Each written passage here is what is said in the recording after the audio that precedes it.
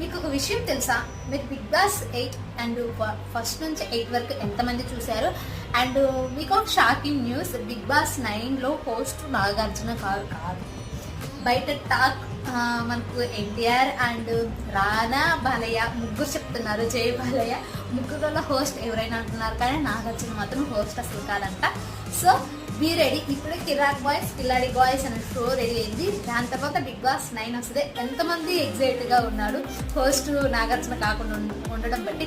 ఆయన 3 నుంచి 8 వరకు ఆయన అయ్యేసరికి చూసి చూసి చూసి చూసి చూసి ఎక్కిపోయింది. సో ఇప్పుడు కొత్తగా ఎన్టీఆర్ అండ్